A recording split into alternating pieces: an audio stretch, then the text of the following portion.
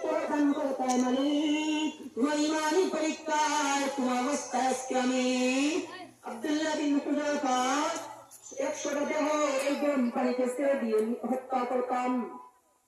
যখন এই কথা বলছে আমার আল্লাহ কেন আমাকে 100টা দিলেন না, এজন্য আমি কাঁদি। সম্রাট মাথায় হাত দিয়ে বলেন মানতে চাইলে মরতে চাই শতবার। এই জাতির নাম মুসলমান, দুনিয়ার সমস্ত কাফের বেঈমান শুধু মুসলমানকে মারতে চায়, শুধু মারতে চায়। মুসলমান বাস করতে আল্লাহর গোলামি করবে। আব্দুল্লাহ বিন হুযাফা রাদিয়াল্লাহু তাআলা ডাক দিয়ে বলেন সম্রাট, আমি আমার মালিকের সাথে যোগাযোগ করে দিয়েছি, কেন আমার মালিক আমাকে 100 দেহ দান করলেন না? আমি এই বয়ে কান্না করতে আসি। যদি 100 দেহ দিতেন তাহলে আমি আব্দুল্লাহ বিন হুযাফা 100 দেহ আল্লাহ ইমানি পরীক্ষায় 100 দেহ কুরবানি করে দিতাম। এই বয়ে কান্না করতে আসি। সম্রাট মাথায় হাত দিয়ে মারতে চাই একবার, বলতে চাই শতবার। মানুষকে বলে দেখালে অনেক কিছু উত্তর করতে চায়, আর যদি বলে আমি বাস কেউ চাই না, তার কাছ থেকে আমি কি উত্তর করবো? ঠিক আছে আব্দুল্লাহ, তোমাকে ছেড়ে দেওয়া হবে, আমার কপালে একটা চুমো দিয়ে দাও। আব্দুল্লাহ বিন হুযাফা সম্রাট কি মনে করছো আমার মুক্তির জন্য তোমার কপালে চুমো দেবো? এটা কখনো হতে পারে না। আগে বলেন আমার সই নিতে কি হবে, এটার নাম লেখা। আগে নিজের পেট না করে বলে দিতে, অবশ্যই জন্য বলে দিতে। তিনি বলতেছেন আমার সই নিতে কি হবে, এটা বলেন। সম্রাট বলতেছে ঠিক আছে, সবাইকে মুক্তি করে দেওয়া হবে, মুক্তি দেওয়া হবে, তোকে তুমি আমাকে একটা চুমো দিয়ে দেবো। এবার তিনি গেছেন, যাওয়ার পরে ওনার ওই কাফেরের কপালে হাত লাগছে। এই দিক দিয়ে হাতের যে জামার আস্তি আছে, ওই আস্তি লাগছে তার কপালে, চুমো পাইছে জামা দিয়ে তার কপালে, জামার উপরে সে মনে হচ্ছে দিছে একটা। এবার সে সবাইকে মুক্ত করে দিয়েছে। আব্দুল্লাহ বিন হুযাফা রাদিয়াল্লাহু তাআলা সব সৈনিকদেরকে নিয়ে আমিরুল মুমিনিন হযরত ওমর ফারুক রাদিয়াল্লাহু তাআলা এর দরবারে হাজির হয়েছে। আমিরুল মুমিনিন হযরত ওমর ফারুক রাদিয়াল্লাহু তাআলা তার সব কিছু শুনে চাল থেকে লাফ দিয়ে দাঁড়িয়ে বলেন আব্দুল্লাহ, তোমার বিচক্ষণতার জন্য তোমাকে ধন্যবাদ। তুমি আব্দুল্লাহ বিন হুযাফা কাফেরের কপালে চুমু দিয়েছিলে, আমি আমিরুল মুমিনিন তোমার কপালে সম্মান সহকারে চুমু দিলাম। তো মুসলমান আমরা কেউই থাকতে পারবো না, আমাদের সবাইকে যাইতে হবে, আমরা সবাই ওই মরণের জন্য প্রস্তুত হয়ে থাকতে হবে। এজন্য আল্লাহ পাক রব্বুল আলামিন বলেন قل إن الموت الذي تفرون منه فإنه ملاقيكم ثم تردون إلى عالم الغيب والشهادة فينبئكم بما كنتم تعملون। নবী আপনি বলে দিন ইন্নাল মাউতা আল্লাযী তাফিরুনা মিনহু, যেই মনের হাত থেকে তোমরা বাঁচার জন্য পলায়ন করতেছো, ইন্নাহু মুলাকীকুম, ওই মরণ তোমাদের সাথে অচিরেই সাক্ষাৎ করবে। ও মুসলমান আওয়াজ করে বলবেন আমাদের সুরে মনে হয় মউত আছে, বড়দের নাই। মউত সবার আছে। আমার আপনার নবী দুনিয়ায় আসার আগে, দুনিয়ায় আসার 75 বছর আগে এক বাদশা ছিল, তার নাম ছিল ইউসুফ জুনাওয়াজ। সেই ইউসুফ জুনাওয়াজ অত্যাচারী শাসক ছিল, মূর্তি পূজারী ছিল, মানুষকে মূর্তি পূজা করার জন্য আহ্বান করত। সেই ইউসুফ জুনাওয়াজ দরবারে এক মন্ত্রী ছিল বৃদ্ধ। মন্ত্রী যখন বৃদ্ধ হয়ে গিয়েছে, সেই মন্ত্রী এবার ইউসুফ জুনাওয়াজকে বলতেছে বাদশাহ, আপনি আমাকে একজন বালক দেন, যেই বালককে আমি মন্ত্র শিখিয়ে যাব। আমি মারা গেলে ওই বালকে আপনাকে সাহায্য করবে। ওই মন্ত্রীর মাধ্যমে ওই ইউসুফ জুনাওয়াজ অনেক পাপ কাজ করেছে। এবার সরকারি খরচের টাকার বিনিময়ে একজন মেধাবী ছাত্র দেওয়া হয়েছে ওই মন্ত্রীর কাছে। মুফাসসিরিনে ইকরাম লেখেন যেই বালকটিকে দেওয়া হয়েছিল ওই বালকটির নাম ছিল আব্দুল্লাহ ইবনে তামির। আব্দুল্লাহ ইবনে তামিরকে যখন দেওয়া হয়েছে, সে যায় ওই মন্ত্রীর কাছে মন্ত্র শিখার জন্য। যাওয়ার পরে তার মন্ত্র করতে ভালো লাগে না, অসম্মত করতে ভালো লাগে না, মনোগত হয় না। এবার তার এক ইঞ্জিল আলেমের সাথে দেখা হয়েছে। আলেমের সাথে তার কথা বলে ভালো লেগেছে। এক পর্যায়ে সে কালেমা পড়ে মুসলমান হয়ে গিয়েছে। সব জামানার আলেম ভাই সঠিক যারা আলেম ছিল সবাই তো জাতিকে হেদায়েতের দিকে, জাতিকে ভালো পথ দেখানোর চেষ্টা করতেন। এই জামানার আলেম উলামাই জাতিকে সঠিক পথ দেখানোর জন্য খেদমত করে দিয়েছেন। আলেম উলামা কখন বলে না তুমি চুরি করো, ডাকাতি করো, সুদ খাও, ঘুষ খাও, এসব বলে নাই। বরং আলেম উলামা বলেন তুমি সুদ চাও, ঘুষ চাও, নামাজ পড়ো, রোজা রাখো, এসব বলেন। আব্দুল্লাহ বিন তামের কালেমা পড়ে মুসলমান হয়ে গিয়েছেন। এবার যখন তিনি মন্ত্র শিখার জন্য মন্ত্রী ওই জাদুকরের কাছে যান, যাওয়ার সময় ওই আলেমের সাথে দেখা করে যান। একটু লেট হয় ওই জাদুকরের কাছে যাইতে। ওই জায়গায় ধমক শুনে আসার সময় ওই আলেমের সাথে দেখা করে যান। এর ফলে বাড়িতে যাইতে লেট হয়। বাড়িতে ধমক শুনে এতক্ষণ কই ছিলি? তিনি তো আর বলেন না আমি এই জায়গায় ছিলাম, আলেমের কাছে ছিলাম, হযরতের কাছে ছিলাম, এই কথা তো আর তিনি বলেন না। একদিন রাস্তার যে প্রধান যে রাস্তা আছে ওই রাস্তার মধ্যে একটা বাঘ এসে বসেছে। মানুষ বয়ে আর যায় না ওই দিকে। আব্দুল্লাহ বিন তামির ঘর থেকে বের হয়েছেন। তিনি বলেন এবার পরীক্ষা করার সময় হয়ে গিয়েছে, ওই আলেমের কথা দামি না ওই জাদুকরের কথা দামি। তিনি এবার গেলেন, যাওয়ার ফলে একটা ছোট পাথরের কোনা নিয়েছেন। যে ছোট পাথরের কোনা দিয়ে একটা মুরগির বাচ্চাও মরবে না। এত ছোট পাথরের কোনা নিয়ে তিনি এবার বলতেছেন মালিক, যদি ওই জাদুগুলো চাইতে আলেমের মর্যাদা বেশি হয়ে থাকে তাহলে তোমার নামে ওই পাথরটা মারলাম, বাঘটা যেন মারা যায়। এই বলে যখন পাথরটা নিক্ষেপ করেছে সাথে সাথে বাঘ মারা গিয়েছে। মানুষ চতুর্দিক থেকে জানাজানি হয়ে গিয়েছে আব্দুল্লাহ বিন তামের বাঘকে হত্যা করে ফেলেছে। মানুষ চতুর্দিক থেকে ছুটাছুটি করে আসতে লাগলো। কেউ বলে আমাকে পেট ব্যথা ভালো হয় না, ভালো করে দাও। ইউসুফ জুনাওয়াজের দরবারে এক মন্ত্রী ছিল। ওই মন্ত্রী এসেছে বলেছে আব্দুল্লাহ বিন তামির তুমি আমার চক্ষু ভালো করে দাও। আব্দুল্লাহ বিন তামির বলেন না না মন্ত্রী, আমি চক্ষু ভালো করতে পারবো না, চক্ষু ভালো করার ক্ষমতা কার? আওয়াজ করে বলবেন মুসলমান কার? আমরা তো এখন সন্তান দেওয়ার মালিককে। আওয়াজ করুন সন্তান দেওয়ার মালিককে। আমরা কেউ এখন সন্তান পাওয়ার জন্য চলে যাই মাজারে, কেউ যায় লেমটা শান্ত পারে, মাজারের অভাব নাই, এখন টিম লাগে না, পিজ্জা তৈরি চলে।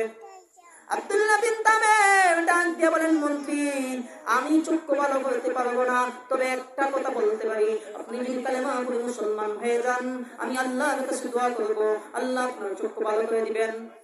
এবার ওই মন্ত্রী কালেমা পড়ে মুসলমান হয়ে গিয়েছে। আব্দুল্লাহ বিন তামির আল্লাহর কাছে দোয়া করে দিয়েছে। ওই মন্ত্রী চক্ষুর মধ্যে হাত লাগাইয়া আল্লাহর কাছে দোয়া করে দিয়েছেন, যার ফলে আল্লাহ তার চক্ষু ভালো করে দিয়েছেন। সে তো অনেক আনন্দ, অন্ধ লোকের যদি চক্ষু ভালো হয় সে তো অনেক আনন্দ থাকবে। এখন সে তো আনন্দ এসেছে, আনন্দ হয়ে এমন বাদশাহর কাছে যখন এসেছে, বাদশাহ বলতেছে মন্ত্রী তোমার চক্ষু কি করে ভালো হলো? মন্ত্রী বলে আমার চক্ষু আমার আল্লাহ ভালো করে দিয়েছেন। বাদশাহ যখন বাদশার সামনে বলেছে আমার আল্লাহ আমার চক্ষু ভালো করে দিয়েছেন, সাথে সাথে মেজাজটা গরম হয়ে গিয়েছে। আল্লাহর নামের শব্দটা বললেই কাফের বেঈমানদের মেজাজটা গরম হয়ে যায়। এবার সে রাগ কন্ট্রোল না করে করতে না পেরেই বলতেছে আমি নিজেই খোদা। নাউজুবিল্লাহ বলবেন না, নাউজুবিল্লাহ। সে রাগ কন্ট্রোল করে না করতে পেরেই বলতেছে আমি নিজেই খোদা। মন্ত্রী বলতেছে বাদশাহ আপনি যদি খোদা হবেন, আপনি যদি খোদা হবেন তাহলে আপনার কাছে তো আমি দীর্ঘ সময়ের মন্ত্রী, তাহলে এতদিন পর্যন্ত কেন আমার চক্ষু ভালো হলো না? আর আপনি যদি চক্ষু ভালো করবেন, আপনার কাছে আমি এতদিন পর্যন্ত ছিলাম, তাহলে আপনি কেন আমার চক্ষু ভালো করলেন না? নিশ্চয় আমার চক্ষু ভালো করেছেন আমার আল্লাহ। এবার যখন এই কথা বলছে বাদশাহ বলে তুমি এই দাওয়াত থেকে পেয়েছো? আব্দুল্লাহ বিন তামিরের কাছ থেকে পেয়েছি। এবার ওই মন্ত্রীকে বলে তুমি অ্যারেস্ট করেছে। চ্যালেঞ্জের শেষ অস্ত্রটাই হলো যে তুমি অ্যারেস্ট, এবার জেলখানায় যাও। শেষ অস্ত্রটাই হলো যে তুমি অ্যারেস্ট। আমি বলতে চাই হকের কথা কোনোদিন বন্ধ ছিল না, বন্ধ হবে না। দুইজনকে আটকালে চারজন কথা বলবে, চারজনকে যদি আটকান 40,000 হকের কথা বলবে। হকের কথা কোনোদিন বন্ধ ছিল না, বন্ধ থাকবেও না। চারজনকে নিয়ে জেলখানায় আটকাতে পারেন, আটকান, তারপরে হকের কথা বন্ধ হবে না। এবার বলতেছে তুমি অ্যারেস্ট। আব্দুল্লাহ বিন তামিমকে অ্যারেস্ট। এবার বলতেছে আব্দুল্লাহ বিন তামিমকে বলতেছে যে তুমি কোত্থেকে দাওয়াত পেয়েছো? আব্দুল্লাহ বিন তামিম বলে আমি পেয়েছি অমুক মন্ত্রীর কাছ থেকে দাওয়াত, অমুক আলেমের ইঞ্জিলে আলেমের কাছ থেকে পেয়েছি দাওয়াত। এবার ওই আলেমকে ওই অ্যারেস্ট। তিনজনকে যখন নিয়ে আসছে, ওই মন্ত্রীকে হত্যা করেছে আর ওই আলেমকে হত্যা করেছে। আব্দুল্লাহ বিন তামিমকে এই কারণে হত্যা করে নাই, যেহেতু আমি তাকে বিদ্যা শিখাইতে চাই, এই বিদ্যা শিখানোর মাধ্যমে আমার অনেক টাকা পয়সা খরচ হয়েছে, এর মধ্যে সফলতা না। যদি তাকে ফিরে আনতে পারি এর মধ্যে সফলতা, তাকে হত্যা করার মধ্যে সফলতা না। এবার কিছু লোক দিয়ে পাঠানো হয়েছে পাহাড়ের মধ্যে, যদি ইমান ছেড়ে দেয় নিয়ে আসবা, যদি না আসবে তাহলে ওই পাহাড় থেকে ধাক্কা দিয়ে ফেলে দিয়ে হত্যা করে ফেলবে। ও মুসলমান, কই বলেন পাহাড় কে সৃষ্টি করেছেন? আল্লাহ। জমিন কে বানাইছেন? আল্লাহ। নাজালিল আরদা মিহাদা ওয়াল জিবালা আওতাদা। পাহাড় আল্লাহ বানাইছেন, জমিন আল্লাহ বানাইছেন। আব্দুল্লাহ বিন তামিমকে যখন লোক দিয়ে পাঠানো হয়েছে পাহাড়ের মধ্যে, ইমান চাইলে নিয়ে আসবা, ইমান না চাইলে পাহাড় থেকে ধাক্কা দিয়ে ফেলে দিয়ে হত্যা করে ফেলবেন। আব্দুল্লাহ বিন তামিম আল্লাহর কাছে হাত তুলে দোয়া করেন, আল্লাহ আমাকে রক্ষা করো। সাথে সাথে পাহাড়ের মধ্যে কম্পন শুরু হয়ে গিয়েছে, আর সবাই মারা গিয়েছে। আব্দুল্লাহ বিন তামিম সহি সালামতে ফিরে আসছেন। এবার লোক দিয়ে পাঠানো হয়েছে সমুদ্রের মধ্যে। আব্দুল্লাহ বিন তামিম আবার আল্লাহর কাছে দোয়া করেন, আল্লাহ আমাকে রক্ষা করো। আর সবাই পানিতে ডুবে মারা গিয়েছে। আব্দুল্লাহ বিন তামিম ফিরে আসছেন। এবার বাদশা বলে বলো না কি? আব্দুল্লাহ বিন তামিম বলে, বাদশা আপনি যদি আমাকে হত্যা করতে চান তাহলে আমার শিখানোর পদ্ধতিতে আমাকে হত্যা করতে পারবেন, এছাড়া পারবেন না। বলে ঠিক আছে, তোমার কি পদ্ধতি বলো। বলে নির্দিষ্ট একটা তারিখে অনেক মানুষ জমা করবে একটা ময়দানে। মানুষ জমানোর পরে আমাকে গাছের মধ্যে ঝুলানো হবে, আর আমার ব্যাগ থেকে তীর বের করবে, তীর বের করে কামানের উপরে উঠাইবে, কামানের উপরে উঠাইয়া দোয়া করবেন। দেখেন কি দোয়া শিখা যায়, বিসমিল্লাহি ওয়া বিহাযাল গুলাম। মানে ওই গুলামটা, ওই গুলামের আল্লাহর নামে তীরটাই মারলাম, এই বলে যখন চাইবেন তখন আমি মরবো, এছাড়া আমি মরবো না। ঠিক আছে, কথা যখন বলছে তখন নির্দিষ্ট সময়ের মানুষকে অনেক হাজার হাজার মানুষ জমা করেছে, আর জমা করে আব্দুল্লাহ বিন তামিরকে ওই গাছের মধ্যে ঝুলানো হয়েছে। ঝুলানোর পরে বাচ্চা যখন ব্যাগ থেকে তীর বের করেছে, বের করে কামানের উপর যখন উঠাইছে, উঠে বিসমিল্লাহি ওয়া বিহাযাল গুলাম বলে তীর নিক্ষেপ করেছে। আব্দুল্লাহ বিন তামিরের গায়ে লাগছে, আব্দুল্লাহ বিন তামির সাথে সাথে শাহাদাত বরণ করে নিয়েছে।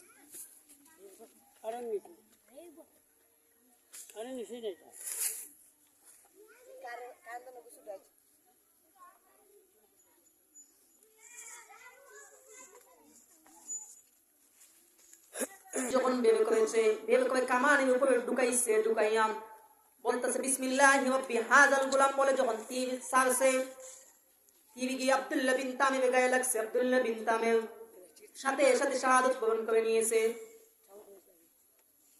এই দৃশ্য দেখে উপস্থিত হাজার হাজার দর্শক, প্রায় 12,000 দর্শক আমান্না বিহাযাল গুলাম বলে কালেমা পড়ে মুসলমান হয়ে গিয়েছে। ও মুসলমান, নবীজির নাতি হযরত হুসাইন রাদিয়াল্লাহু তাআলা আনহু এবং ওমর রাদিয়াল্লাহু তাআলা আনহু ছেলে আব্দুল্লাহ ইবনে ওমর দুজন একটা বিষয় নিয়ে কথা কাটাকাটি হয়েছে, একটা ঝগড়া লেগেছে। মানবিক বৈশিষ্ট্যের কারণে ঝগড়া লাগতেই পারে, লেগেছে। এক পর্যায়ে নবীজির নাতি হযরত হুসাইন রাদিয়াল্লাহু তাআলা আনহু বলেছিলেন, হে গুলামের বাচ্চা গুলাম,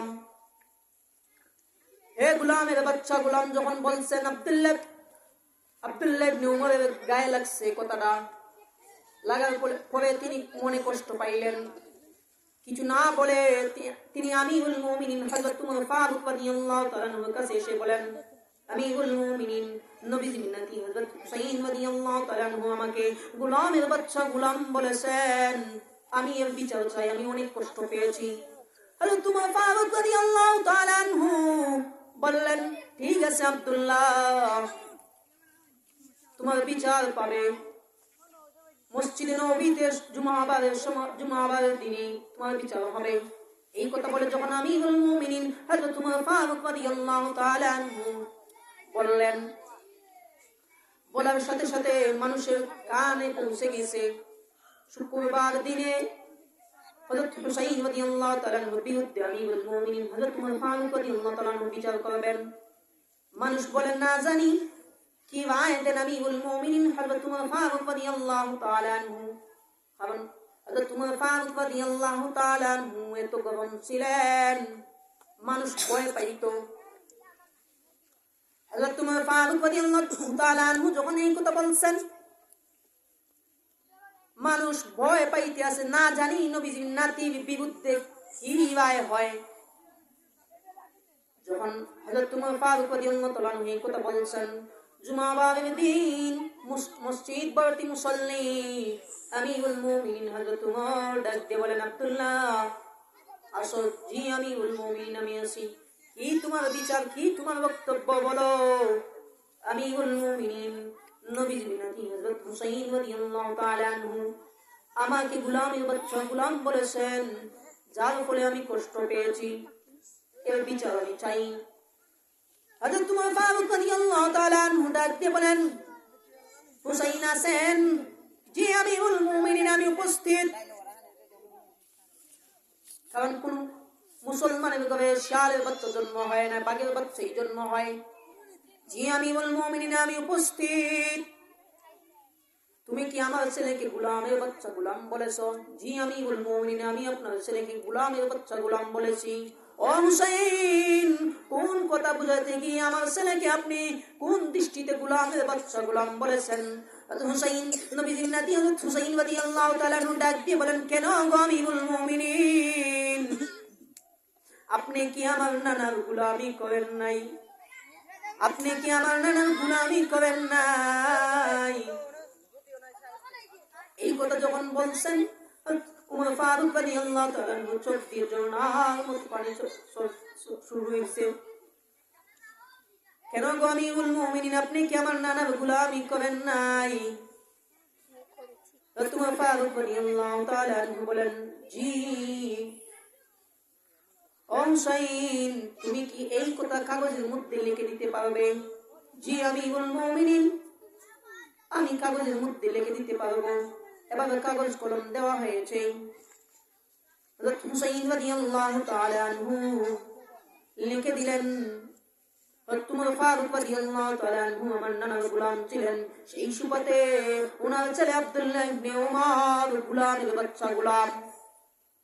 কাগজ কলম আমিরুল মুমিনিন হযরত উমর ফারুক রাদিয়াল্লাহু তাআলা আনহুর কাছে হস্তান্তর করা হলে উমর ফারুক রাদিয়াল্লাহু তাআলা আনহু ঝর্ণার মতন কানতে আসেন, পানির ঝর্ণার মতন চোখ দিয়ে পড়তে আসেন। ডাক দিয়ে বলেন, আব্দুল্লাহ বসে যাও, বসে যাও, বসে যাও। ও আব্দুল্লাহ বসে যাও, বসে যাও, বিচার লাগবে না, বিচার আমি পেয়ে গিয়েছি। আমি আমিরুল মুমিনিন যখন কিয়ামতের ময়দানে আল্লাহর কাঠগড়ায় দাঁড়াবো, আল্লাহর কাঠগড়ায় যখন দাঁড়াবো, আমার আল্লাহর কাঠগড়ায় দাঁড়াইয়া যখন আমি আমিরুল মুমিনিনের যদি কোনো আমল নামা আল্লাহর দরবারে গ্রহণযোগ্য নাও হয়, অন্তত হুসাইন রাদিয়াল্লাহু তাআলা আনহু, হুসাইন রাদিয়াল্লাহু তাআলা আনহু এই হাতের লেখা দেখাইয়া আমি আল্লাহর কাছে বলতে পারবো, আল্লাহ যুবকদের সর্দার হযরত হুসাইন রাদিয়াল্লাহু তাআলা আনহু লিখে দিয়েছেন, আমি আপনার নবীর গোলাম ছিলাম, আমি আপনার বন্ধুর গোলাম ছিলাম। ও আব্দুল্লাহ বসে যাও, বসে যাও, বিচার লাগবে না। হযরত উমর ফারুক রাদিয়াল্লাহু তাআলা আনহু এবং হযরত আবু বকর সিদ্দিক রাদিয়াল্লাহু তাআলা আনহু একদিন হযরত আবু বকর সিদ্দিক রাদিয়াল্লাহু তাআলা আনহু বলেন, ওমর তোমার সওয়াব বেশি। হযরত উমর রাদিয়াল্লাহু তাআলা আনহু বলেন, ও আবু বকর, তোমার সব বেশি। তিনি বলেন তোমার সব বেশি, তিনি বলেন তোমার